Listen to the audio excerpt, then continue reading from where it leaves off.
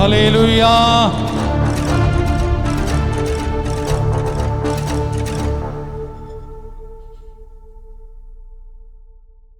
ஜீவியமே ஒரு ஜீவியமே, அண்ட சராசரம் அனைத்திலுமே மேவி வசிக்கும் மனிதர் அனைத்தும் பூமியில் வாழ்வது ஒரு தரமே. ஜீவியமே ஒரு ஜீவியமே.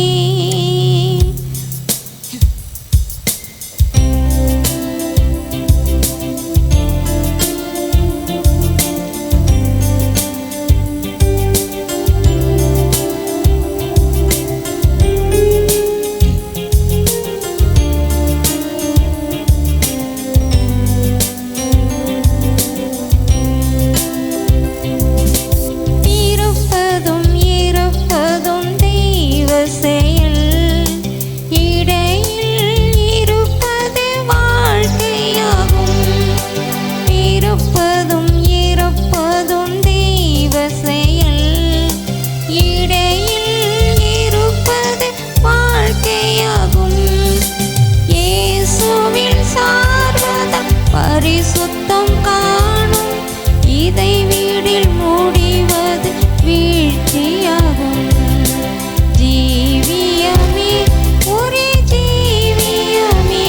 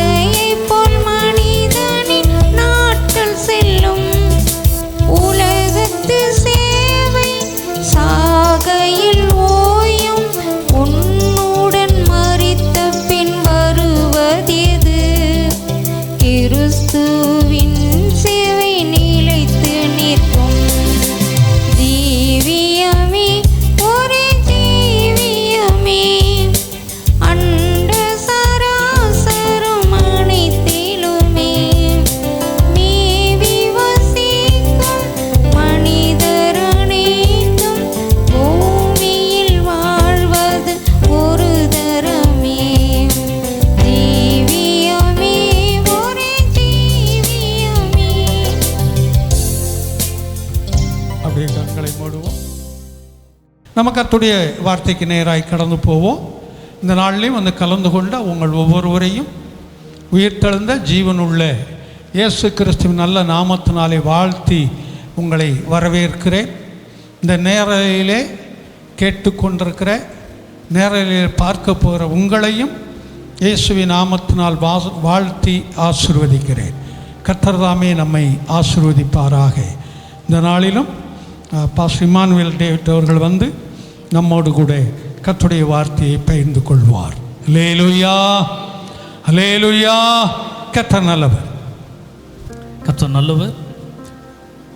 வேதத்தில் நம்ம பார்க்குறோம் அநேக இடங்களில் கர்த்தர் ஒரு மனிதனை ஆசீர்வதிப்பதற்கு அல்லது கர்த்தர் சில காரியங்களை செய்வதற்காக மனிதர்களை அவர் தெரிந்து கொள்வதற்கு அவர் பணக்காரர்களை அவர் பார்ப்பதில்லை. கர்த்தருக்கு ஒரு வேலை செய்யணும் பூமியில், இல்லை கர்த்தர் ஒரு மனிதனை ஆசீர்வதிக்கணும். சரி, யார் நல்ல பணம் இருக்கிறவங்களை தேர்வு செய்யலாமா என்றால், ஒருவர் பணத்தில் அதிகமாக இருந்தால் இன்னொருவர் அவர்களோட எப்படி இருப்பாங்க? பணத்தில் அதிகமாக இருப்பாங்க. அது கர்த்தருடைய விருப்பம் அல்ல. சரி, ஒருவேளை நல்லா படித்தவங்கள தேர்வு செய்யலாமா? கர்த்தர் அதையும் செய்கிறதில்ல. இல்லை நல்ல அழகு இருக்கவங்கள தேர்வு செய்யலாமா? கர்த்தர் அதையும் செய்கிறதில்ல. சரி, பரிசுத்தமாக இருப்பவர்களை தேர்வு செய்யலாமா என்றால் நம்ம சொல்ல முடியுமா நான் 100க்கு 100 பரிசுத்தமாக இருக்கிறேன் என்று? நம்ம யாருமே சொல்ல முடியாது. பரிசுத்தத்தில் இருப்போம், அதனுடைய அளவுகள் வேறுபடும். அப்போ பரிசுத்தமாக இருப்பவர்களையும் அவர் அழைப்பதல்ல, அவர் தெரிந்து கொள்ளுகிற மனிதர்களை அவர் பரிசுத்தப்படுத்துகிறார். ரெண்டுத்துக்கு வேறுபாடு இருக்குது. ஆனால் யார் கர்த்தரை தேர்வு செய்கிறார் என்றால், கர்த்தருடைய வார்த்தையை கேட்டு அதன்படி செய்வதற்கு யார் தயாராக இருக்கிறார்களோ கர்த்தர் அவர்களை மாத்திரம்தான் தேர்ந்தெடுக்கிறார். வேதத்தில் யாராவனா எடுத்து பாருங்கள். ஆபிரகாமை அவர் தெரிந்தெடுத்ததற்கான காரணம், ஆபிரகாம் வசதியானவன் இல்லை, ஆபிரகாம் பலன் நிறைந்தவன் அல்ல. கர்த்தருக்கு தெரியும், நான் ஒரு வார்த்தையை கொடுத்தால் அவன் என்ன செய்வான்? அந்த வார்த்தையை செய்வான். அப்போ இன்றைக்கு கர்த்தருடைய சமூகத்தில் கர்த்தர் நமக்குள்ளாக கிரியை செய்ய வேண்டும் என்றால் நமக்குள்ளாக கர்த்தருடைய வார்த்தை இருக்க வேண்டும். கர்த்தருடைய வார்த்தையை கேட்பது மாத்திரமல்ல, நிறைய கேட்டு நாலேஜை சேர்த்து வைக்கிறதில்ல கிறிஸ்தவம் என்பது. அது என் வாழ்க்கையில் எப்படி நான் அதை அபியாசப்படுத்த போகிறேன், கேட்ட காரியங்களை செயல்பாடில் நான் என்ன கொண்டு வர போகிறேன். ஒவ்வொரு வாரமும் கர்த்தருடைய ஆலயத்திற்கு வரும்பொழுது நம்ம கர்த்தரிடத்தில் சில காரியங்களை கேட்குறோம். நம்ம வாழ்க்கையில் சில மாற்றங்கள் வேண்டும் என்று நம்ம ஜெபிக்கிறோம், விரும்புகிறோம். அதே போல் கர்த்தருடைய சமூகத்திற்கு வரும்பொழுது எந்த காரியத்தை மாற்றி கொண்டு வருகிறோம் அதுவும் நம்ம பார்க்கணும். இந்த வாரம் நான் வரும்போது, போன வாரம் என்கிட்ட இந்த காரியம் இருந்தது, இந்த வாரம் என்கிட்ட இது இல்லை, நான் கர்த்தருக்காக இது நான் செய்ய ஆரம்பித்திருக்கேன் என்று ஒவ்வொரு வாரமும் நம்மை பரிசுத்தப்படுத்துவது, கர்த்தரிடத்தில் நெருங்குவது மிகவும் அவசியம். கடைசி காலத்தில் இருக்கிறோம். ஆக கர்த்தருடைய வார்த்தையை பயபக்தியாய் கேட்போம், ஏற்றுக்கொள்வோம். கர்த்தர் நம்முடைய வாழ்க்கையில் கிரியை செய்வார். நம்ம இன்றைக்கி வேதத்திலேருந்து ஒரு சில காரியங்களை நம்ம பார்க்க போகிறோம். அதில் இன்றைக்கு நான் அந்த போன வாரம் நான் அதுக்கு முன்பாக பேசின அதோடைய தொடர்ச்சி, இல்லை அதை சார்ந்ததாகவே எடுக்கணும்னு விருப்பப்பட்டேன். முதல் காரியம், கர்த்தர் இழந்து போனவைகளை கர்த்தர் திரும்பவும் நமக்கு கொடுப்பதற்கு கர்த்தரால் முடியும். வாழ்க்கையில் இதுவரை கிடைக்காத காரியங்களையும் கர்த்தருக்கு நம்மளால் கொடுக்க முடியும். ஆனால் அந்த இடைப்பட்ட காலத்தில் நாம் எப்படிப்பட்டவர்களாக இருக்கிறோம் என்பது தான் கர்த்தருக்கும் நமக்குமான உறவை தீர்மானிக்கிற ஒன்று. பலவீனம் இருக்குது, எனக்கு சுகம் கிடைக்கும், ஆனால் சுகம் கிடைப்பதற்கு ஒரு காலம் இருக்கிறது. நான் ஜெபித்து கொண்டு இருக்கிற காரியம் நிச்சயமாக எனக்கு கிடைக்கும், அது கிடைப்பதற்கு ஒரு காலம் இருக்கிறது. ஆனால் இந்த இடைப்பட்ட காலத்தில் நான் எப்படிப்பட்டவனாக இருக்கிறேன், அதுதான் ரொம்ப முக்கியமான ஒன்று. வேதத்தில் ஒரு வசனத்தை வாசிக்கலாம், எடுத்துக்கொள்ள. ஆதியாகமம் எழுதின புஸ்தகத்தை எடுத்துக்கொள்ள. ஆதியாகமம் எழுதின புஸ்தகம் 1வது அதிகாரம் 2வது வசனத்தை வாசிக்கலாம்.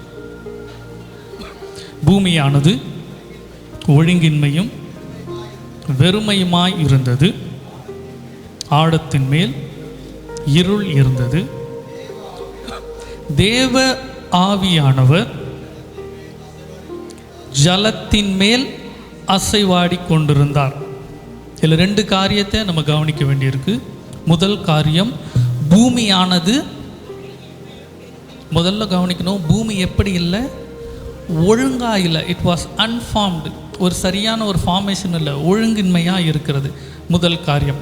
2வது காரியம், வெறுமையாக இருக்கிறது. ஒரு வாய்ட், ஒரு எம்டி, எதுவுமே இல்லாமல் காலியாக இருக்கிறது. நல்லா தெரிஞ்சுக்கணும், ஒழுங்கின்மையும் இல்லை, வெறுமையும், ரெண்டுமே இருக்குது. ஏதாவது ஒன்று இருக்குன்னு இல்லை. இன்றைக்கி நம்முடைய வாழ்க்கையில் சில நேரம் அப்படி தான் இருக்கும்.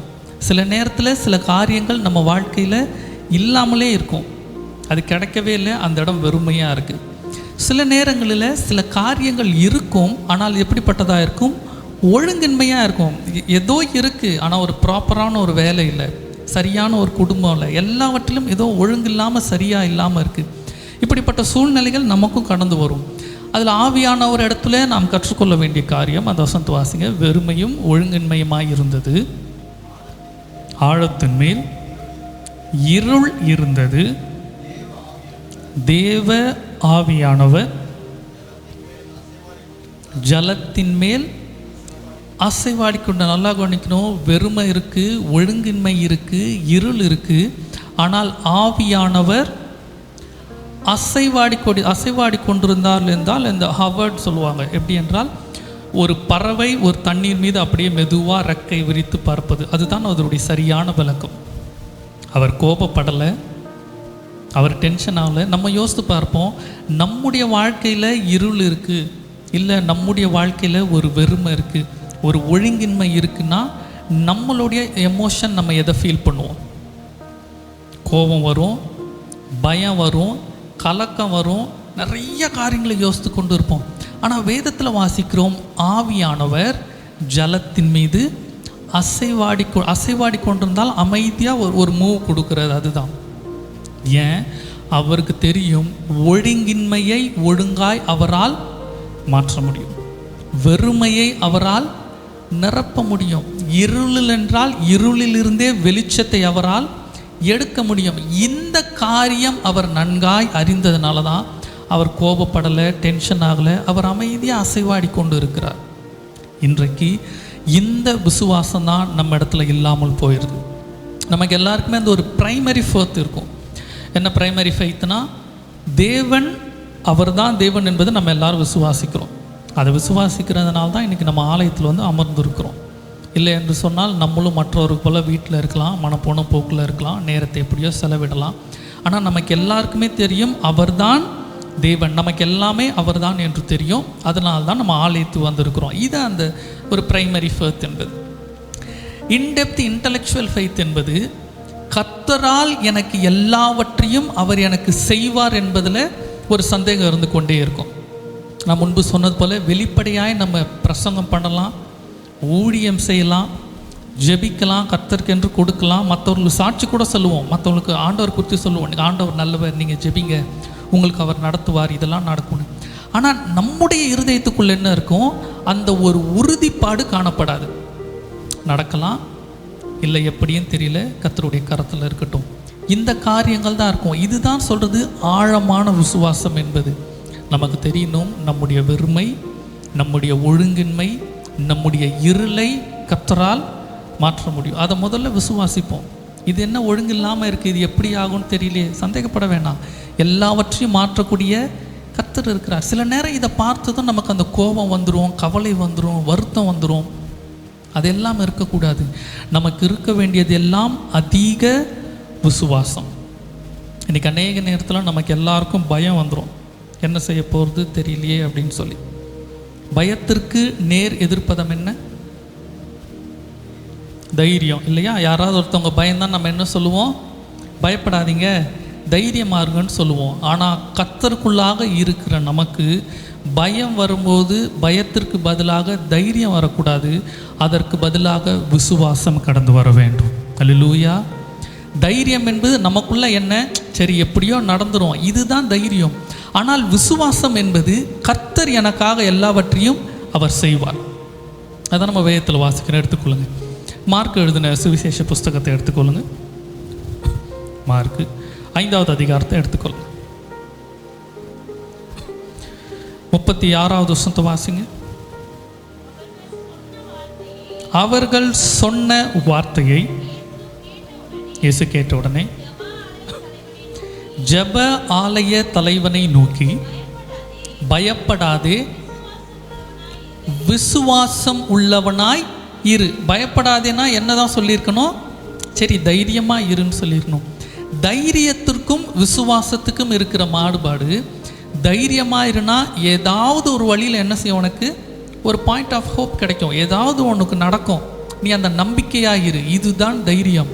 ஆனால் விசுவாசம் என்பது கர்த்தர் கர்த்தர் நிச்சயம் எனக்கு செய்வார். அதுதான் அது. இது எந்த சூழ்நிலையில் சொல்கிறார்? மேலுள்ள வசனத்தை வாசிங்க, 35வது வசனத்தை வாசிங்க. வீட்டிலிருந்து சிலர் வந்து, உம்முடைய குமாரத்தி மரித்து போனால் இனி ஏன் போதகரை வருத்தப்படுத்துகிறீர் என்றார்கள். முடிந்து போன காரியம் இனி நடக்கவே நடக்காது என்று காரியம் தெரிந்த பின்புதான் இயேசுவானவர் என்ன சொல்லுகிறார்? பயப்படாதே, விசுவாசம் உள்ளவனாயிரு. இன்னைக்கு இந்த ஆலயத்தில் கர்த்தரை தேடி வந்து அமர்ந்திருக்கிற உங்களுக்கு நான் சொல்லுவது, எனக்கு கர்த்தர் கற்றுக் கொடுக்கிற காரியம், நமக்கு பயம் வரும்பொழுது நமக்கு தேவையான தைரியம் அல்ல, நமக்கு என்ன வேணும்? விசுவாசம் வேணும். ஒருத்தரை பார்த்து நம்ம ஆறுதல் படுத்துகிறோம்னா அவங்க கிட்ட பயப்படாதீங்க, தைரியமாக இருங்கன்னு சொல்லுவதல்ல, விசுவாசமாக இருங்கள் என்று வார்த்தை கொடுக்கணும். அது யாருக்கு இந்த வார்த்தையை சொல்லுகிறார்? அவனுக்கு என்ன நம்பிக்கை வந்துருச்சு? இதுக்கு மேலே நடக்காது, எல்லாம் முடிஞ்சு போயிடுச்சு. முடிந்து போன இடத்துல விசுவாசம் வரும்பொழுது தான் அங்கே அது கிரியை செய்யக்கூடியது. இன்றைக்கி நம்முடைய வாழ்க்கையில் எந்த காரியங்கள் எல்லாம் முடிந்து போய்விட்டது, இல்லை நடக்காதுன்னு நம்மளே ஒரு முடிவுக்கு வந்துடுவோம். வேதத்தில் தெரியும் நமக்கு, கர்த்தரிடத்தில் நம்பிக்கை வைத்தா நிச்சயமாக அவர் செய்வார். நமக்கு யோபுவை தெரியும். யோபு கர்த்தர் மேலே அவன் நம்பிக்கையாக இருந்தான், அவன் இழந்ததை திருப்பி கொடுத்தார். எஸ்தருடைய சம்பவத்தை தெரியும். ஜனங்கள் எல்லாம் கர்த்தர் மேலே நம்பிக்கையாக இருந்தார்கள், காரியம் மாறுதலாய் அவர்களுக்கு முடிய பண்ணினது. இதெல்லாம் நம்பிக்கை வைத்தவர்களுக்கு. ஆனால் சில நபர்கள், சில சூழ்நிலை இருக்குது, நம்மளே முடிவுக்கு வந்துடுவோம், இதற்கு மேலே நடக்காது, இவ்வளவு தான், இல்லை நான் எதிர்பார்த்த அளவிற்கு நடக்காது, நடக்கும் ஆனால் எப்படி நடக்கும்? நான் எக்ஸ்பெக்ட் பண்ண லெவலுக்கு நடக்காது, பட் ஏதோ ஒரு அளவுக்கு நடக்கும். இதுதான் நம்முடைய எதிர்பார்ப்பாக இருக்கும். இந்த எண்ணத்தை எல்லாம் இந்த வேலையில் நம்ம மாற்ற போகிறோம். காரணம், கர்த்தர் எல்லாவற்றுக்கும் மேலாக அவர் அதிசயங்களை செய்யக்கூடியவர். வேதத்தில் ஒரு வசனத்தை நான் சொல்கிறேன், எடுத்துக்கொள்ளுங்க. ஆதியாகமம் எழுதின புஸ்தகம் 48வது அதிகாரத்தை எடுத்துக்கொள்ளுங்க.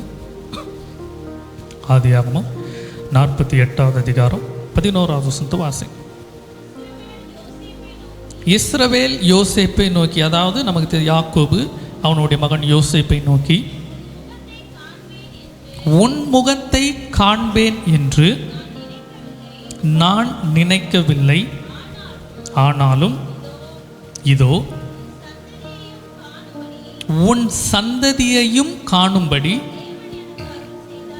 தேவன் எனக்கு அருள் செய்தார்.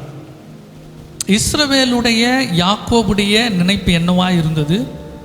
இதற்கு மேலே என்னுடைய மகன் யோசேப்பை நான் பார்க்க மாட்டேன். அவன் நினைப்பு அவள்தான். அவனுக்கு நம்பிக்கை இல்லை, அவனுக்கு விசுவாசம் இல்லை, அவன் ஜெபிக்கலை கர்த்தர் இடத்துல, கர்த்தர் எனக்கு இதை செய்யணும், நான் மகனை பார்க்கணும்னு அவன் எங்கேயும் வேண்டுனது போல இல்லை. ஏன்னால் அவனுடைய முடிவு என்ன ஆயிடுச்சு? இதற்கு மேலே என் மகனை நான் பார்க்க மாட்டேன், முடிஞ்சிருச்சு. ஆனால் இங்கே சொல்லும்போது சொல்கிறான், அவனை மாத்திரமல்ல அவனுடைய சந்ததியையும் பார்ப்பதற்கு கர்த்தர் அவனுக்கு அருள் செய்தார்.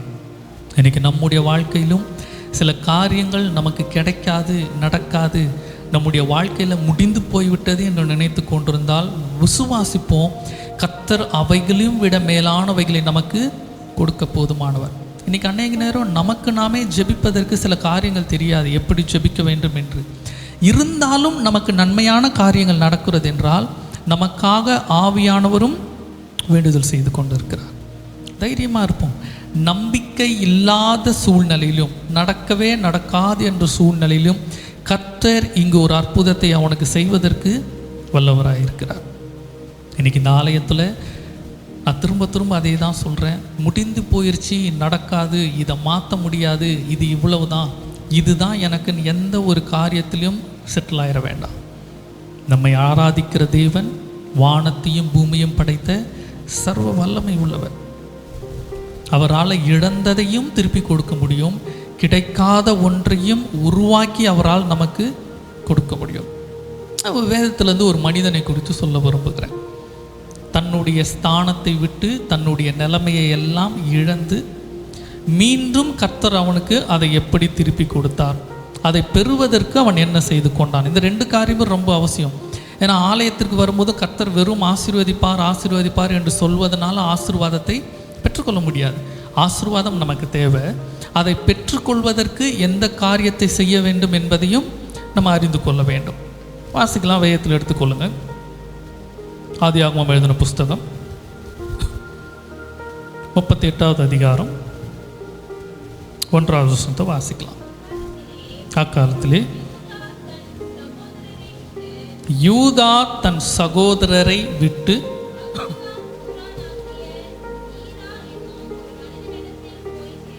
போதும்.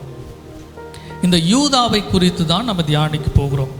யூதா யாக்கோபினுடைய 12 குமாரர்களில் இவனும் ஒருவன். இந்த சாப்டர் முழுவதும் யூதாவை குறித்து மாத்திரம்தான் அது இருக்கும். இது இந்த சாப்டர் ஆஃப் டார்க்னஸ் சின்னு சொல்லுவாங்க. ஒரு வீழ்கை, அதற்கு பின்பாக கர்த்தர் அவனை மாற்றுவது. இந்த அதிகாரம் மாத்திரம் இவனை குறித்து மாத்திரம்தான் இருக்கும், வேறு யாரும் இருக்காது. சரி, இந்த யூதாவை குறித்து நம்ம பார்ப்போம். இதற்கு முன்பாக இருக்கிற 37வது அதிகாரத்தில் வாசிக்கும் பொழுது இவர்கள் இவர்களுக்கு செய்த துரோகம், யோசேப்பை விற்று போட்டதை குறித்து நம்ம வாசிக்கிறோம். யோசேப்பு தன் சகோதரர்களை பார்க்கும்படி இவன் கடந்து வருகிறான். அப்பொழுது அவனை தூக்கி இவர்கள் குழியில் போடுறாங்க. குழியில் போடும்பொழுது மூத்த சகோதரன் ரூபன் அவன் எப்படியாவது யோசேப்பை நம்ம காப்பாற்றி விட வேண்டும் என்று சொல்லி அவன் மிகவும் ஆர்வமாக இருக்கிறான்.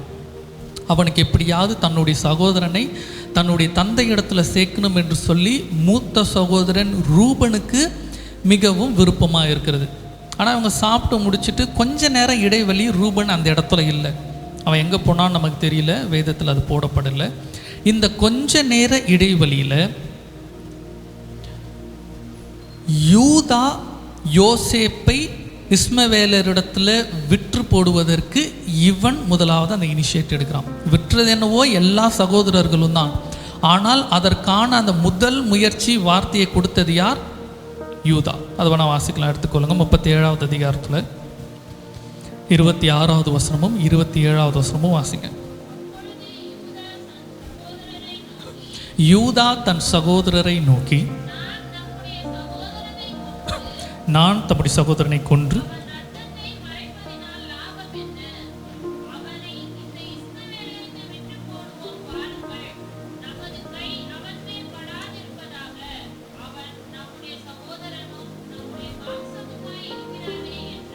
போதும்.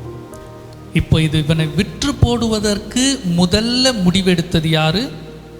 யூதா. இவன் தான் அந்த இனிஷியேட்டை ஆரம்பிக்கிறான். இவங்களை வித்துடலாம் அப்படின்னு சொல்லி முதல்ல வாய்த்து எடுக்கிறது இவன் தான்.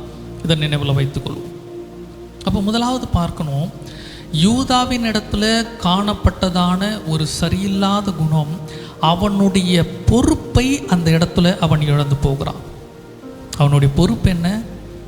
தன்னுடைய சகோதரனை பத்திரமாய் கொண்டு போய் யார் இடத்துல சேர்க்கணும்?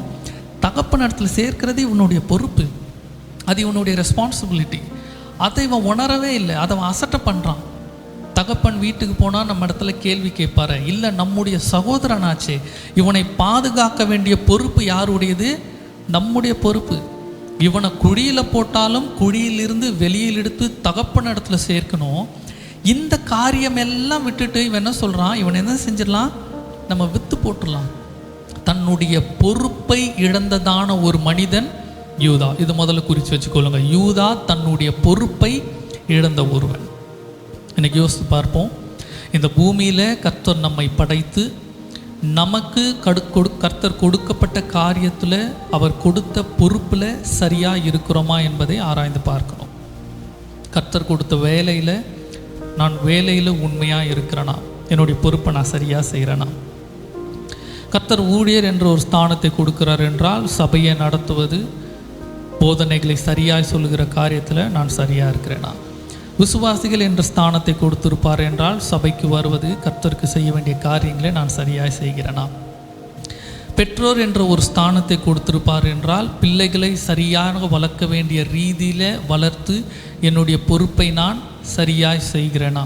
ஆனால் வேதத்தில் வாசிக்கிறோம், அவர் இடத்துல ஆவி துறலாக இருந்தும் அவர் மனிதனை ஒருவனாய் பிழைத்தார். காரணம், பக்தி விருத்தி உள்ள சந்ததியை உருவாக்குவதற்கு நல்ல. அவர்கிட்ட ஆவித்திரளாக இருந்தது, அவர் மனுஷனை படைச்சார்னா நீங்கள் சந்ததியை உருவாக்குங்கன்றதுக்காக இல்லை. இன்றைக்கி சந்ததியை அநேகர் உருவாக்குறாங்க, யார் வேணால் உருவாக்கிடலாம். ஆனால் கர்த்தருடைய நோக்கம் என்ன? பக்தி விருத்தி உள்ள சந்ததியை உருவாக்க வேண்டும். இன்றைக்கி ஒரு பெற்றோராக உங்களால் உறுதியாக சொல்ல முடியுமா, என்னுடைய பிள்ளைகள் பக்தி விருத்தியில் கர்த்தருக்கு ஏற்ற சந்ததியில் நான் வளர்த்துருக்கேன் என்று? ஒருவேளை அதில் தவறி இருப்போம் என்றால் யோசித்து பார்ப்போம். கர்த்தர் நமக்கு கொடுத்த பொறுப்பிலிருந்து நம்ம தவறி இருக்கிறோம். கர்த்தர் கணக்கு கேட்பார். ஒரு பிள்ளைகள் என்ற ஸ்தானத்தை கொடுத்திருக்கிறார் என்றால் பெற்றோருடைய சொல்லுக்கு கீழ்ப்படிவது, வேதத்தின்படி நடப்பது, கர்த்தருடைய வார்த்தைக்கு செவி கொடுப்பது அவர்களுடைய நம்முடைய பொறுப்பு. ஒருவேளை அந்த காரியத்தில் தவறு இருக்கிறோம் என்றால் கர்த்தர் என்ன செய்வார்? நிச்சயம் கணக்கு கேட்பார். உன்னுடைய பொறுப்பு பிள்ளையாக இருக்கும் வரை பெற்றோருக்கு கர்த்தருக்குள்ளாக கீழ்ப்படிய வேண்டும். இந்த காரியத்தில் செய்தியா? இப்படி எல்லா காரியத்திலையும் இன்றைக்கி ஒருவேளை பெற்றோராய் நம்ம பொறுப்பிலிருந்து தவறி இருக்கலாம், பிள்ளைகளாய் நம்முடைய பொறுப்பிலிருந்து தவறி இருக்கலாம். ஏன்னா யூதாவும் இப்படிப்பட்ட ஒருத்தன் தான். அவன் பொறுப்பிலிருந்து தவறுனான். இவன் செய்த இந்த ஒரு தவறு அவனை எந்த அளவுக்கு பாதிக்குது என்றால், இப்போ 38வது அதிகாரத்தில் 1வது வசனத்தை வாசிங்க. அக்காலத்தில் எக்காலத்திலே இதுக்கு மேலே உள்ள வசனத்தை வாசிங்க.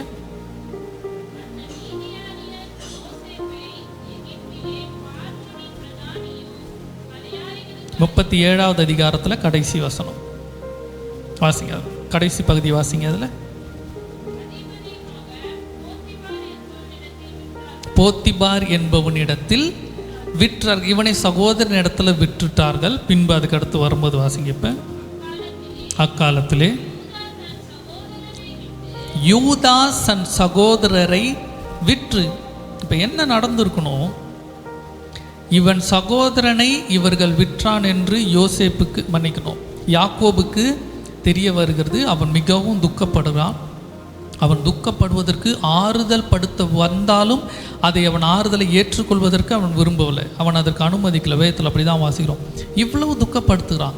இப்போ சகோதரர்கள் மத்தியிலெல்லாம் என்ன பேச்சு வந்திருக்கும்? தகப்பன் இவ்வளவு துக்கப்படுறாரு, இவ்வளோ வேதனைப்படுறாரு, குடும்பத்தில் இவ்வளோ பிரச்சனை. இப்போ எல்லா படியும் யார் மேலே தான் வந்திருக்கணும்? யூதா மேலே தான் வந்திருக்கணும். ஒரே வார்த்தை என்ன சொல்லிடுவாங்க? இவனை விற்று போடணும்னு சொன்னது யார் தான்? நீ தான் முதல்ல சொன்னேன். அப்படி தான் இருந்திருக்கணும். ஏதோ குடும்பத்தில் சமாதானம் இல்லாத சூழ்நிலை, பிரச்சனை. இப்பொழுது இவன் சகோதரரை விட்டு, அந்த வசனத்தை திரும்ப வாசிங்க.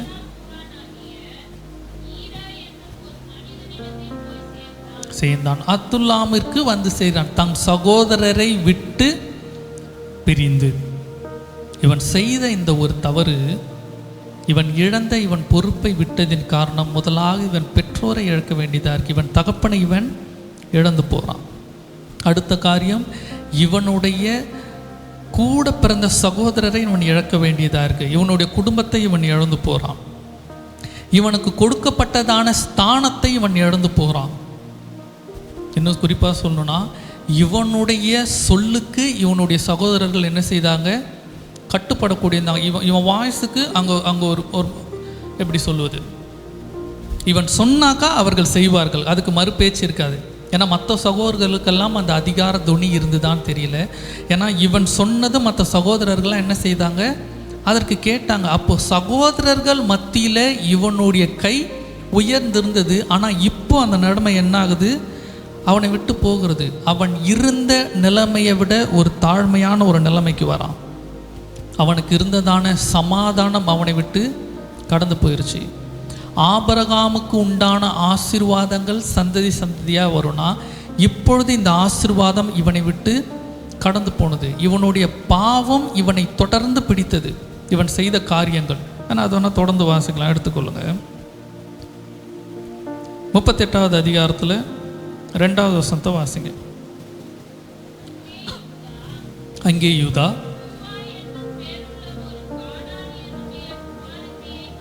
பாருங்க, இவன் தவறு செய்கிறான், இவ்வளவு இழப்புகள் வருது. இப்போ திரும்பவும் என்ன செய்கிறான்? கானானிய பெண்ணை இவன் திருமணம் செய்கிறான். அவனுக்கு நல்லா தெரியும், கர்த்தர் புறஜாதியோடு சம்பந்தம் வைப்பதை விரும்புகிறவர் அல்ல. ஏன்னா ஆபிரகாமுடைய சம்பவத்தில் இவனுடைய தாத்தாவிலேருந்தே இவனுக்கு தெரியும். அதை நான் வாசிங்க. ஆதியாகமம் 24வது அதிகாரத்தில் 3வது வசனம்.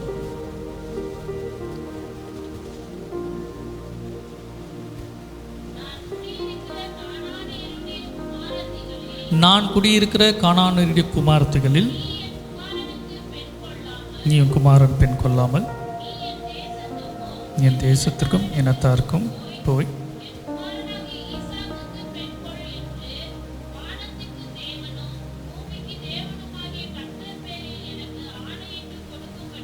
போதும். இது நமக்கு தெரியும், இது காரியங்கள்.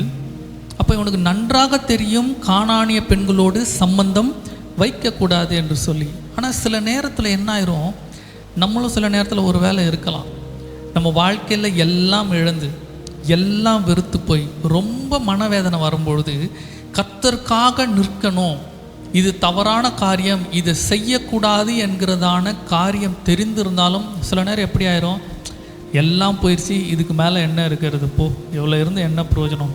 சில வேளை அப்படிப்பட்ட சூழ்நிலைகள் இருக்கலாம்.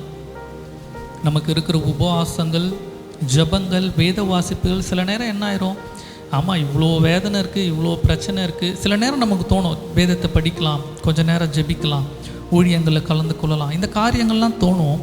ஆனால் நமக்கு வந்த இழப்புகள், நமக்கு இருந்த பிரச்சனைகள்னால சில நேரத்தில் துணிகரத்தில் சில பாவங்களை நம்ம தொடர்ந்து செய்து கொண்டு இருப்போம். இங்கே அவன் அப்படி தான் செய்கிறான், அவ்வளோ பாவம் செய்கிறான்.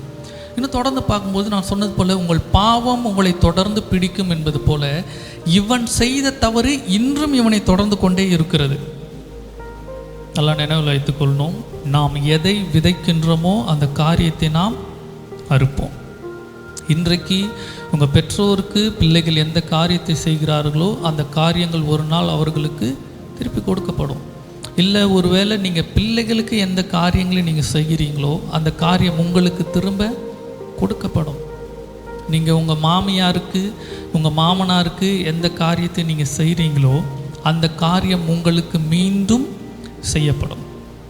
நீங்கள் ஒருத்தரை குறித்து எந்த காரியங்கள் பேசுகிறீங்களோ அதே காரியம் உங்களை குறித்து ஒரு நாள் பேசப்படும். ஒருத்தரை குறித்து நம்ம தப்பாகவே சொல்லிக்கிட்டு இருக்கோம், நம்ம வேலையே இதானா, ஒரு நாள் நம்மளை குறித்து பின்னாடி பேசிகிட்டு இருப்பாங்க, அது நம்ம காதுபட தெரிய வரும். நம்ம வீட்டில் இருக்கிற முதியவர்களையோ யாரையோ நம்ம அவமதிக்கிறோம், நம்ம வேதனைப்படுத்துகிறோம் என்றால் அந்த காரியம் ஒரு நாள் நிச்சயம் நமக்கு நடந்தே தீரும், அதில் மாற்றமே இல்லை. ஏன்னால் வேதம் அதுதான் சொல்லுகிறது. இந்த மனிதனுக்கும் அப்படி தான் நடந்தது. இதில் வேதனைக்குரிய விஷயம் என்னென்னா, நம்ம அவர்களுக்கு செய்யும் போது ஒரு வேளை 5% கொடுத்துருப்போம். நான் ஒருத்தரை கடினப்படுத்துகிறேன், ஒருத்தரை வேதனைப்படுத்துகிறேன், ஒருத்தருக்கு நான் ஏதோ ஒரு பாதகம் செய்கிறேன் என்றால் நான் செய்தது 5% இருக்கலாம். ஆனால் திரும்ப எனக்கு அது நடக்கும்போது 100% அது நடக்க ஆரம்பிக்கும். நம்ம யோசிப்போம், நான் என்ன இவ்வளோ செஞ்சிட்டேன், எனக்கு ஏன் இவ்வளோ வேதனை? ஏனென்றால் வேதத்தில் வாசிக்கிறோம், எஜமானுடைய சித்தத்தை செய்தும் அறிந்தும் செய்யாதிருக்கிறவனுக்கு அநேக அடிகள். அப்போ கர்த்தருடைய ஆலயத்திற்கே வராமல், தேவன் யார் என்று தெரியாமல், வேதவசனம் ஒன்றுமே தெரியாமல் நம்ம சில காரியங்களை தவறு செய்தோம் என்றால் அதற்கு தண்டனை குறைவாக இருக்கும். கர்த்தருடைய ஆலயத்திற்கு வந்து எப்படி நடக்க வேண்டும் என்று எல்லாம் அறிந்தும் மீண்டும் அதே தவறுகளை செய்து கொண்டும் இருந்தோம்னால் அதற்கான தண்டனை மிகவும் அதிகமாக இருக்கும். ஆகவே தான் சொல்வது, கர்த்தருடைய ஆலயத்திற்கு வந்தால் நம்முடைய நடக்கையில் மிகவும் ஜாக்கிரதையாக இருக்கணும். இங்கே இவனுக்கு அப்படி தான் நடந்தது. யூதா தன்னுடைய தகப்பன் யாக்கோபை அவன் ஏமாற்றுகிறான். என்ன சொல்லி ஏமாத்தினா? உங்கள் பையன் இறந்து போயிட்டான்னு சொல்லி ஏமாத்தினான். இப்போது யாக்கோபு செய்தது அவனுக்கு திரும்ப நடக்க ஆரம்பிக்கிறது. யாக்கோபு அவனுடைய தந்தையை ஏமாத்தினான், அவனுடைய மாமனாரை அவன் ஏமாத்தினான். இப்போ அந்த காரியங்கள் இவனுக்கு நடக்க ஆரம்பிக்கிறது. இப்போ யூதாவை அவனுடைய மருமகள் ஏமாத்துறா, தாமார். இவன் தன்னுடைய அப்பாவை ஏமாத்துறான், அப்பாவை இவனுடைய மருமகள் ஏமாத்துறான். ஆனால் சொன்னபோல் இது ஒரு சுழற்சி மாதிரி. நீங்கள் இந்த காரியங்களை எடுத்து படிங்க, தெரியும். அடுத்தடுத்து வருகுது. அடுத்த ஒரு காரியத்தை பார்க்குறோம். இவன் யூதா தன்னுடைய தந்தைக்கு மகன் இறந்து விட்டான் என்கிறதான ஒரு வேதனையை கொடுக்குறான். அவன் உண்மையிலே மரிக்கலை, ஆனால் மரித்ததற்கான வேதனையை அவனுடைய தகப்பனுக்கு கொடுத்துட்டான். இவன் செய்த காரியம் இவனுக்கு இரட்டத்தனையாக நிறைவேறுது. வாசிங்க, வேணா வேதத்தை எடுத்துக்கொள்ளுங்க. 38வது அதிகாரத்தில் 7வது வசனத்தை வாசிங்க. ஏர் என்பவன் இருந்ததினால் கர்த்தர் அவனை அழித்து போட்டார். 10வது வசனத்தை வாசிங்க. அவன் செய்தது கர்த்தரின் பார்வைக்கு பொல்லாதா இருந்ததினால் அவனையும் அழித்து போட்டார். இவன் எந்த வலியை மற்றவர்களுக்கு கொடுத்தானோ அந்த வலி இவனுக்கு எப்படி வருது? அதிகமாக. இவனாவது சும்மா பொய் தான் சொன்னான், மகன் இறந்துட்டான்னு. ஆனால் இவனுக்கு உண்மையிலே அது என்ன செய்து நடக்கப்படுது. அதுக்கு தான் சொல்கிறோம், கர்த்தருடைய பிள்ளைகள் நம்முடைய வாயின் வார்த்தைகளில் மற்றவர்கள் செய்யக்கூடிய செயல்களில் மிகவும் கவனமாக இருக்கணும். கர்த்தரை அறிந்தும் மற்றவர்களை நம்ம துக்கப்படுத்துகிறோம், வேதனைப்படுத்துகிறோம் என்றால் நாம் கொடுக்கின்ற காரியங்கள் நமக்கு அதிகமாய் திரும்பி வரும். நல்லதை அதிகம் செய்வோம் என்றால் நல்லது அதிகம் வரும். வேதனையை அதிகம் கொடுப்போன்னா அதிகம் வேதனை வரும். இப்போ யூதாவினுடைய வாழ்க்கையை நம்முடைய வாழ்க்கையோட ரிலேட் பண்ணி பார்ப்போம், எந்த காரியங்கள்லாம் ஒத்து போகுது என்று சொல்லி. முதல் காரியம், யூதாவில் பார்த்தது போல அவன் பொறுப்புகளை இழந்த ஒரு மனுஷனாக இருந்தான். ஒரு வேளை யோசித்து பார்ப்போம், இன்றைக்கி நம்ம எத்தனை பேர் கர்த்தர் எனக்கு கொடுத்த பொறுப்பை நான் செஞ்சுருக்கலாம், நான் தவற விட்டுட்டேன். யோசிப்பேன், என் பிள்ளையை ஒரு வேளை சின்ன வயசுலேயே நான் சரியாக வளர்த்துருக்கலாமோ, இல்லை என்னுடைய பெற்றோரை நான் ஆரம்பத்திலே கர்த்தரை குறித்து சொல்லி அவங்க ரட்சிப்பின் அனுபவத்தில் கொண்டு வந்திருக்கலாமோ, என் குடும்பத்தை நான் ஒழுங்குபடுத்தி இருக்கலாமோ, சபையை நான் சரிப்படுத்தி இருக்கலாமோ. ஏதோ ஒரு காரியத்தில் கொடுத்த பொறுப்பிலிருந்து தவறப்பட்டவர்களாக இருக்கிறோமா?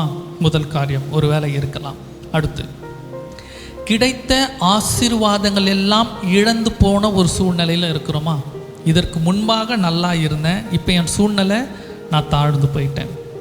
யூதாக்கு அப்படி தான் இருந்தது. அவன் சொல்கிற சொல்லை எல்லாம் சகோதரர்கள் கேட்டார்கள்.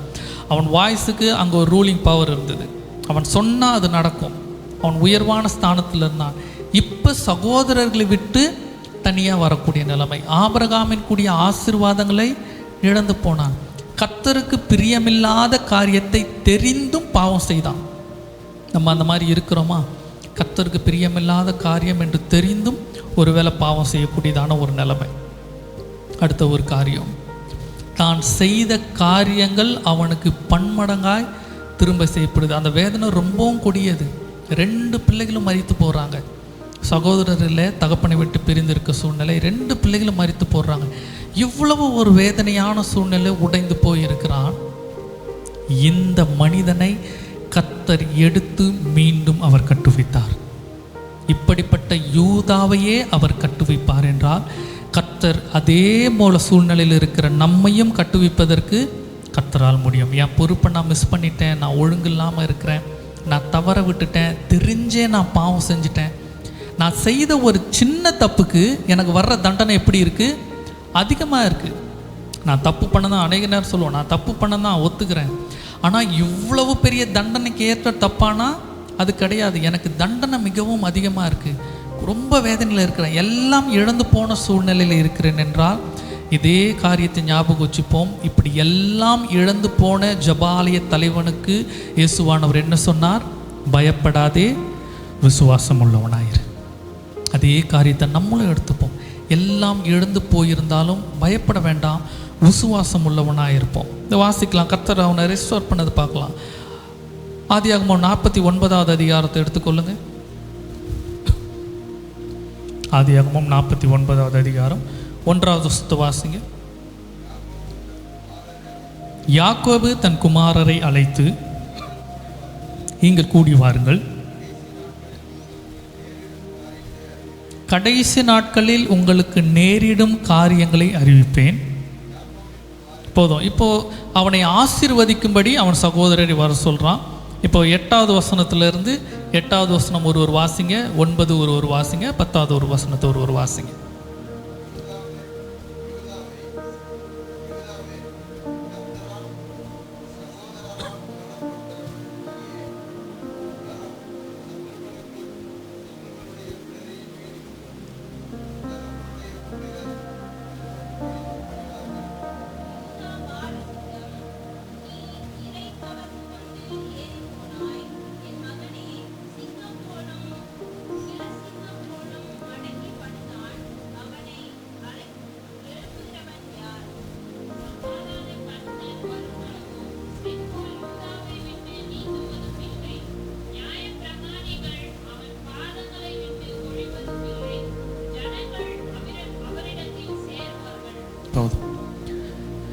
யூதா இவ்வளவு தவறு செய்யும் பொழுது நான் சொன்னேன், அவனுக்கு கொடுக்கப்பட்ட எல்லா காரியமும் அவனை விட்டு இழந்து போனது. எல்லாம் அவனை விட்டு போயிடுச்சு, லிட்ரலாக அவனை விட்டு போயிடுச்சு.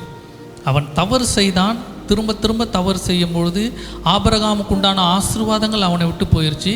ஏன்னால் அவனுக்கு சாபங்கள் வருகிறது. ஒருவேளை ஆபிரகாமின் ஆசீர்வாதங்கள் அவனோடு கூட இருந்திருந்தால் அவன் பிள்ளைகள் சரியாக இருந்திருப்பாங்க, கர்த்தர் அவர்களை அடித்திருக்க மாட்டார். ஆனால் இவன் பிள்ளைகளை சரியாக வளர்க்கலை, தானும் சரியில்லாத ஒரு நிலைமை, சகோதரரை விட்டு பிரிந்து போகிறான், இருந்த சமாதானங்கள் பிரிந்து போகுது, கொடுக்கப்பட்ட ஆசீர்வாதங்கள் எல்லாம் இழந்து போகிறான். எல்லாம் இழந்து போனாலும் கர்த்தர் யூதா மீது வைத்த திட்டத்தை அவன் இழந்து போவே இல்லை. கர்த்தர் அதை மாற்றவே இல்லை. கர்த்தர் எப்பொழுதுமே, உதாரணத்துக்கு என்னுடைய பார்வையில் நான் ஒரு பொறுப்புகளை ஒரு இடத்துல கொடுக்க வேண்டும் என்றால் நான் எதிர்பார்ப்பேன், இவர்கள் சரியாக இருந்தால் இவங்கக்கிட்ட நான் பொறுப்பை கொடுக்குறேன். இவங்க சரியில்லைன்னா நான் என்ன செய்வேன், வேற யார் சரி இருக்கிறார்களோ அவர்களிடத்துல பொறுப்பு கொடுப்பேன். ஆனால் தேவன் அப்படிப்பட்டவர் அல்ல. தேவன் நமக்கென்று ஒரு பொறுப்பு, ஒரு ஆசீர்வாதத்தை நியமித்து விட்டால் அது யாருக்கு தான்? அவர்களுக்கு மாத்திரம்தான். அவர்கள் மாறும் பொழுது அதை சுதந்திரித்து கொள்வார்கள். மாறாமலே இருந்தார்கள் என்றால் அந்த ஆசீர்வாதம் அவர்களுக்கு கிடைக்காது. அது ஒரு பகுதி. அப்போ கர்த்தர் யூதா மாறுவதற்காக அவர் காத்திருந்தார். யூதாவின் இடத்துல மாற்றத்தை கண்ட பொழுது கர்த்தர் மீண்டும் அவன் ஸ்தானத்தை அவனுக்கு திரும்ப கொடுத்தார், அதிகமாக கொடுத்தார். அதை 8வது வசனத்தை திரும்ப வாசிங்க. யூதாவே, சகோதரரால் புகழப்படுபவன். இனிமேட்டு இவ்வளோ நாள் சகோதரர்களை விட்டு இவன் என்ன செய்கிறான்? பிரிந்து வந்துட்டான். சகோதரர் இடத்துலேருந்து இவன் ஒதுங்கி வந்துட்டான். இதற்கு முன்பாக சகோதர இடத்துல மனக்கசப்பு, விரோதங்கள் இருந்திருக்கலாம். இனி எல்லாரும் என்ன சொல்லியிருப்பாங்க? தம்பி போனதுக்கு, அப்பா இப்படி ஆனதுக்கு காரணம் யார்? நீ தானே சொன்ன போட சொல்லி படி இவன் மேலே வளர்ந்துருக்கலாம். ஆனால் இப்பொழுது கர்த்தர் அதை ஆசீர்வாதமாய் மாற்றார். சகோதரனால் புகழப்படுபவனையே. தொடர்ந்து வாசிக்கலாம். உன் கரம் சத்துருக்களின் பிடரின் மேல் இருக்கும், உன் தகப்பனுடைய புத்திரர் உன் முன் பணிவார்கள். இதற்கு முன்பாக யூதாவுக்கு இருந்த அதே ஆசீர்வாதத்தை இப்போது அதிகமாக கொடுக்கிறார். இதற்கு முன்பாக யூதா முன்பாக அவர் பணியவில்லை, ஆனால் இவன் ஒன்று சொன்னால் அதை என்ன செய்தாங்க? மற்றவங்க கேட்டாங்க. அந்த பவர் இருந்தது. இப்போ அதே அத்தாரிட்டியை கர்த்தர் திரும்ப கொடுக்குறார். உனக்கு முன்பாக பணிவார்கள். எல்லாவற்றுக்கும் மேலாக என்றென்றும் இருக்கக்கூடிய யூத ராஜ சிங்கம், அந்த யூதாவின் வம்சத்தில், இவனுடைய வம்சத்தில் தான் அவர் தேவன் பரிசுத்தமானவர் வருவார் என்பதை செய்த தீர்மானம் இவனை விட்டு மாறவே இல்லை. இதற்கு யூதா செய்த சில பொறுப்புகளும் இருக்குது. அதை நான் விலக்கி சொல்வதற்கு நேரம் இல்லை. நான் வேணால் அதை சுருக்கமாக நான் சொல்லி முடிக்கிறேன். இவன் யோசேப்பை போய், இவர்கள் எல்லாம் தானியம் வேண்டும் என்பதற்காக யோசேப்பை போய் பார்க்குறாங்க. அப்போ அந்த சம்பவங்கள்லாம் நமக்கு தெரியும். யோசேப்பு என்ன சொல்கிறான்? நீங்கள் போய், இவர்களுக்கு ஒரு சகோதரன் இருக்கான்னு என்று தெரிந்ததும் நீங்கள் போயிட்டு பென்யமீனை என்னிடத்துல அழைத்து கொண்டு வாருங்கள், அது வரைக்கும் உங்களில் ஒருவன் சிறையாய் வைத்திருக்கிறேன், இல்லை என்றால் நீங்கள் உளவாளிகள்னு ஒரு பழி சுமத்துறான். இப்போ இவர்கள் திரும்ப வராங்க. திரும்ப வந்து இவர்கள் யாக்கோபின் இடத்துல சொல்கிறாங்க, இந்த மாதிரி யோசேப்பு இந்த அதிபதி உம்முடைய இளைய குமாரனை பார்க்கணுன்னு சொல்கிறான், அனுப்பி விடுங்க. இதுக்கு இஸ்ரவேல் யாக்கோபு அனுப்ப மாட்டான். ஏன்னா ஏற்கனவே ஒரு பிள்ளையை கொடுத்தேன், அவனை என்ன செய்துட்டீங்க? நீங்கள் பீறி போட்டீங்க, அதனால் இவனை நான் கொடுக்க மாட்டேன். இதற்கு ரூபன் கொடுக்கிறதான ஒரு பதில், உங்கள் மகனை நீங்கள் என்னோட அனுப்பி வைங்க, ஒருவேளை நாங்கள் திரும்ப வராமல் போயிட்டா என்னுடைய பிள்ளைகளை நீங்கள் கொன்று போடுங்கன்னு சொல்கிறான். அதற்கு யாக்கோபு ஒத்துக்கலை. இப்போ இவனோட பிள்ளைகளை கொண்டு போகிறனால ஏதாவது லாபம் இருக்கா? ஒன்றுமே இல்லை. இப்போ உதாரணத்துக்கு சொல்கிறேன், இப்போ நம்ம ஒரு ஃபோனு வச்சுருக்கோம், அந்த ஃபோனை யாரோ வாங்கி உடச்சி போட்டாங்க. இப்போ அவங்கக்கிட்ட நம்ம புது ஃபோனை கேட்குறோம், என் ஃபோனு வேணும்னு சொல்லி.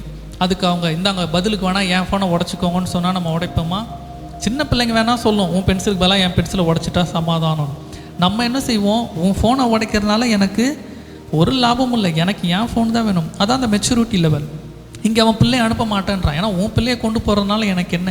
எனக்கு என்னுடைய மகன். இப்போ யூதா அவனுங்க இடத்துல பேசுகிறான், உங்களுடைய மகனை என்ன நம்பி நீங்கள் அனுப்புங்க. ஏன்னா இவனுக்கும் யூதாவுக்கும் இன்னும் ஒரு மகன் மிஞ்சி இருக்கிறான். 2 பிள்ளைகள் மரித்தார்கள், இன்னொரு மகன் இருக்கிறான். இவன் என் பிள்ளைங்களை கொன்று போடுங்கலாம் சொல்லலை. இவன் சொல்கிறது என்னை நம்பி நீங்கள் அனுப்புங்க, நான் கொண்டு வருவேன். ஒருவேளை வராமல் இருந்திருந்தால் அந்த படி என் மேலே சுமட்டுவேன். அந்த வசனத்தை வேணா மட்டும் வாசிக்கலாம், எடுத்துக்கொள்ளுங்க. 44வது அதிகாரத்தில் 16வது வசனத்தை வாசிங்க. அதற்கு யூதா, 43 முதல்ல 8, 9 வாசிங்களேன். 43வது அதிகாரம் 8வது வசனமும் 9வது வசனமும். பின்னும் யூதா தன் தகப்பனாகிய இஸ்ரவேலை நோக்கி,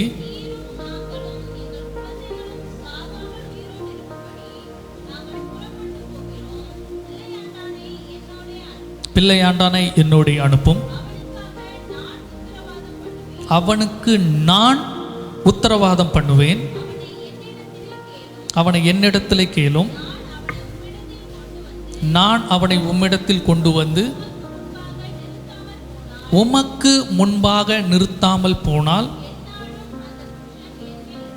என்னாலும் அந்த குற்றம் என்மேல் இவன் இங்கே ஒரு ஆல்டர்னேட் ஆப்ஷன் கொடுக்க மாட்டேங்கிறான். இது இல்லைனாக்கா என் பையனை எடுத்துக்கோங்கன்னு சொல்ல மாட்டேங்கிறான். ஏனென்றால் இவன் என்ன செய்கிறான், உறுதியாக இருக்கிறான், மகனை நான் கொண்டு வருவேன். சில நேரம் பிள்ளைங்க வீட்டில் சொல்லுவாங்க இல்லையா, படிடா, படிக்கலைன்னா ஃபெயில் ஆயிடுவேன், சரியாக மார்க் வராதுன்னா, உங்களுக்கு தேவை மார்க்கு வரும், வரலன்னா என்ன செய்யலாம் அப்படின்னா, வரலனாலாம் இல்லை வரும், சரி மார்க் வரலன்னா வரும், அவ்வளவுதான், அதுக்கு ஒரு ஃபுல் ஸ்டாப். சில காரியங்கள் நம்மளும் கேட்கும்போது சொல்லுவோம், இது செய்யலைன்னா என்ன ஆகுது, அந்த பேச்செல்லாம் இல்லை, செய்யலைனா தானே நான் செய்கிறேன், செய்யலைன்னா என்ன கேளு. ஏன்னா நம்ம உறுதியாக இருப்போம், நம்மளால் அந்த காரியம் முடியும் என்று சொல்லி. இங்கே அவன் வார்த்தையை தான் சொல்லுகிறான், நான் கொண்டு வருகிறேன், என்னை நம்பி கொடுங்க. இவன் இந்த வார்த்தையை சொல்லும் போது இவனோடு கூட அனுப்பி விடுகிறான். திரும்ப யோசேப்பு அங்கே போன பிறப்பாக யோசேப்பு பென்யமீனை மட்டும் வைத்து கொள்ளுகிறேன்னு சொல்கிறான். என்ன சொல்கிறான், நீங்கள் போயிட்டு உங்களுடைய தகப்பனை கொண்டு வாங்க, உங்கள் தகப்பனை கொண்டு வந்தால்தான் நான் பென்யமீனை விடுவேன், இல்லைனா பென்யமீனை விடமாட்டேன் என்று சொல்லுகிறான். இந்த வார்த்தை சொல்லும் பொழுது நீங்கள் வேதத்தில் தொடர்ந்து வாசித்து பாருங்கள், சகோதரர்கள் யாரும் வாயை திறக்கல, யூதா மாத்திரம் தன் சகோதரனுக்காக அவன் இருக்கக்கூடியவனாக இருக்கிறான். இப்போ அந்த வசனத்தை வேணால் வாசிங்க, 44வது அதிகாரத்தில் 16வது வசனத்தை வாசிங்க. அதற்கு யூதா, 16வது வசனத்தில் இவன் தொடங்கக்கூடியவனாக இருக்கிறான். தொடர்ந்து அநேக காரியங்களை சொல்லி 34வது வசனமும் 33, 34 மட்டும் வாசிங்க. இப்படி இருக்கு,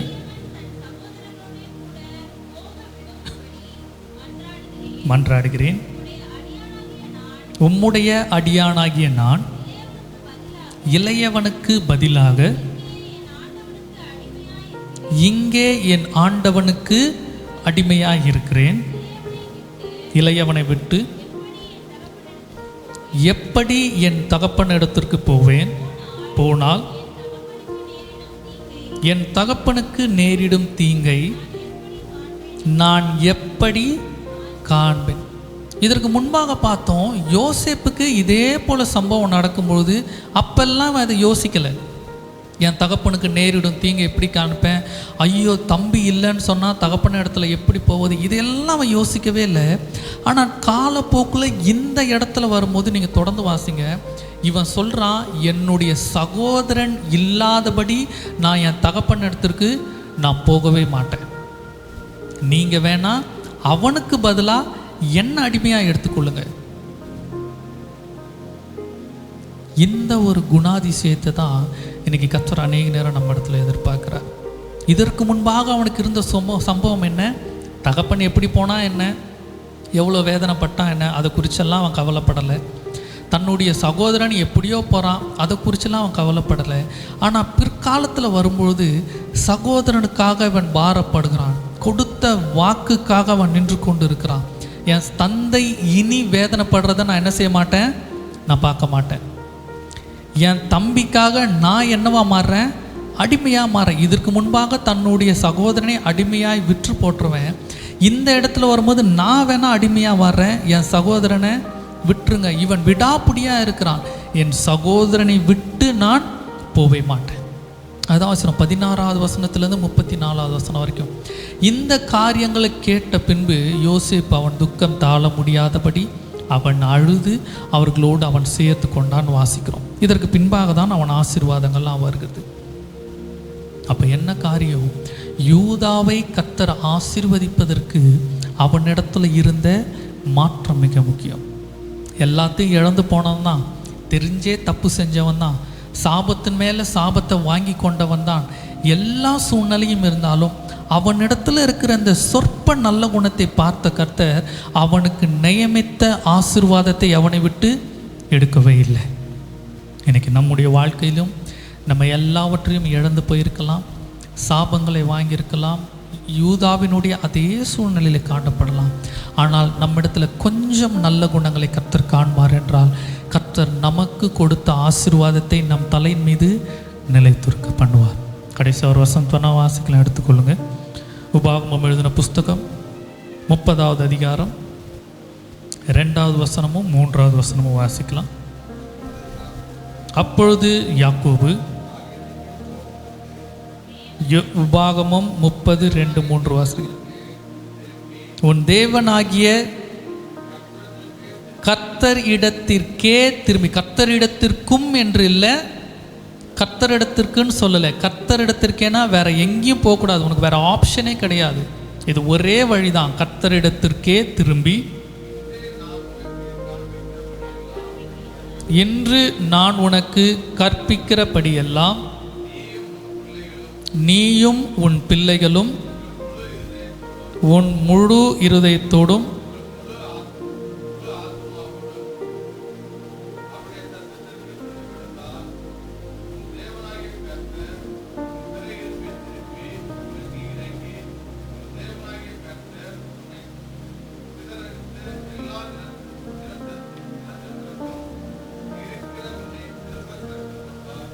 திரும்ப ஒரு முறை வாசிங்க. அது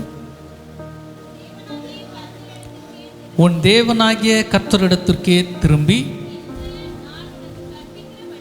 என்று நான் உனக்கு கற்பிக்கிறபடியெல்லாம். கர்த்தரிடத்தில் வரும்பொழுது கர்த்தர் ஒவ்வொரு நாளும் வேத வசங்களோடு பேசக்கூடியவர். கர்த்தர் ஒவ்வொரு நாளும் அவருடைய வார்த்தை கொன்று உணர்த்தக்கூடியவர். எந்த காரியத்தை கர்த்தர் உணர்த்துகிறாரோ அதன்படி எல்லாம் நீயும் உன் பிள்ளைகளும். நம்ம மட்டும் சரியாக இருந்தால் போதாது. நான் முன்பு சொன்னது போல், நான் கர்த்தருக்கு சரியாக இருக்கிறேன், நம்ம இருக்கிறோம். இன்றைக்கி எல்லாருடைய எண்ணமாகிடுச்சுன்னா, பொதுவாகவே சொல்கிறேன், பிள்ளைகள் நல்லா படிச்சுட்டாங்கன்னா நல்லா போதும், நல்லா சம்பாதி வந்துட்டாங்கன்னா போதும்னு அப்படி ஒரு குவாலிஃபிகேஷனை மட்டும் எக்ஸ்பெக்டேஷனாக வச்சுருந்தோம் என்று சொன்னால் கர்த்தருடைய பார்வையில் பொறுப்புகளை இழந்தவர்களாய் நின்று வேதனையை தான் நம்ம அனுபவிக்கிறோம். ஏன்னா கர்த்தர் உருவாக்கினதன் காரணம் சந்ததியை உருவாக்குவதற்கல்ல, பக்தி விருத்தி உள்ள சந்ததியை உருவாக்குவதற்கு. அப்போ இங்கே வேதத்தில் தெளிவாய் வாசிக்கிறோம், ஒரு குடும்பம் ஆசீர்வதிக்கப்பட வேண்டும், ஒரு குடும்பம் கர்த்தரிடத்தால் கட்டப்பட வேண்டும் என்று சொன்னால் குடும்பத்தில் இருக்கிற பெரியவர்களும் பிள்ளைகளும் 2 பேர் இருக்கும். பிள்ளைகள் மாத்திரம் கர்த்தருக்குள்ளே இருக்கிறாங்க, பெற்றவங்கெல்லாம் சரியில்லைங்கன்னு சொன்னால் அந்த குடும்பம் ஆசீர்வதிக்கப்படாது. இல்லை பெற்றோர்கள் மாத்திரம் கர்த்தருக்குள்ளே இருக்கிறாங்க, பிள்ளைங்க அது ஏதோ வருது போதுன்ற மாதிரி இருக்குன்னா அது ஆசீர்வதிக்கப்படாது. வேதம் தெளிவாய் சொல்லுகிறது, பிள்ளைகளும் பெற்றோரும் கர்த்தருடைய கற்பனைகளை எல்லாம் செய்யும் பொழுது. தொடர்ந்து வாசிங்க. உங்கள் முழு அருகுறைத்தோடு இல்லை, ஏதோ ஏன் சர்ச்சுக்கு போகிறோம் வரலன்னா அப்பா அம்மா கேட்பாங்க, ஏன் ஜெபிக்கணும் வேதம் வாசிக்கணும், இல்லை அப்பா அம்மா திட்டுவாங்க, ஏன் கர்த்தருக்கு கொடுக்கணும் இல்லைனா பாஸ்டர் கேட்பாரு, இந்த மாதிரி எண்ணெல்லாம் இல்லை. முழு இருதயத்தோடு நான் கர்த்தருக்கென்று செய்ய போகிறேன். இப்படி முழு இருதயத்தோடும் உங்கள் முழு ஆத்துமாவோடும் அவருடைய சத்தத்திற்கு செவி கொடுத்தால் உன் தேவனாகிய கர்த்தர் உன் சிறையிருப்பை திருப்பி. இதான் அந்த ரெஸ்டோரேஷன். இங்கிலீஷ் பைபிள் வாசிக்கும்போது ரெஸ்டோர் பண்ணுறதுக்கு ஆடல். யூதா எதையெல்லாம் இழந்தானோ அவனுக்கு எல்லாம் திருப்பி செய்யப்பட்டது. இதே போல் நமக்கு இருக்கிற சிறையிருப்பிலிருந்து கர்த்தர் மாற்றத்தை கொடுக்க வேண்டும் என்றால் நாமும் நம்முடைய பிள்ளைகளும் முழு மனதோடு கர்த்தருடைய சத்தத்திற்கு செவி கொடுப்போம். அப்படி செவி கொடுப்போம், கர்த்தர் நிச்சயமாக யூதாவை கர்த்தர் எப்படி அவன் பழசெல்லாம் அவர் பார்க்கல, ஒரு புது ஆசீர்வாதத்தை கொடுத்து புது மனிதனாய் மாற்றினது போல கர்த்தர் நமக்கும் செய்ய வல்லவர். நம்ம எல்லாரும் அப்படியே கண்களை மூடுவோம், கர்த்தரை நோக்கி பார்ப்போம். யூதாவை குறித்து வாசிக்கிறோம். யூதா எல்லாவற்றையும் இழந்து போனான். அவன் செய்த பாவம் அவனை தொடர்ந்து பிடித்தது. எல்லாம் இழந்து போனான். தகப்பனுடைய சொல்லுக்கு கேளாதவன், தகப்பனை வேதனைப்படுத்தினவன், நண்பர்களால் பகைப்பக்கப்பட்டவன், சொந்த தம்பிக்கு துரோகம் செய்தவன், எல்லா சூழ்நிலை செய்தான். ஆனால் ஒரு காலம் வந்தது, அவன் தன்னைத்தானே மாற்றிக்கொள்ளக்கூடியவனாய் நின்றான். தன் சகோதரனுக்காக நான் அடிமையாக கூட போகிறேன், ஆனால் என் சகோதரனை விட்டு மட்டும் நான் போகவே மாட்டேன். காரணம், நான் வாக்கு கொடுத்துருக்கிறேன். இன்றைக்கி கர்த்தருடைய சமூகத்தில் வாக்கு கொடுத்து கடந்து போவோம். ஆணையிட்டதில் நஷ்டம் வந்தாலும் தவறாது இருப்போம். கர்த்தரிடத்திற்கே குடும்பமாக இந்த நாள் அவர் இடத்துல திரும்புவோம். கர்த்தர் நம்முடைய சிறையிருப்பை எல்லாம் மாற்றி நம்மை ஆசீர்வதிக்க அவர் போதுமானவராக இருக்கிறார். அப்படியே கரங்களை உயர்த்தி கர்த்தரை ஸ்தோத்தரிப்போம். யூதாவை கொண்டு கர்த்தர் நம்மோடு பேசி இருக்கிறார்.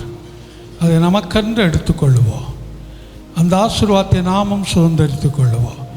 கர்த்தர் நிச்சயமாகவே நமக்கு உதவி செய்தார். நிச்சயத்தோட கரங்களை உயர்த்தி ஸ்தோத்தரிப்போம். ஆமென்.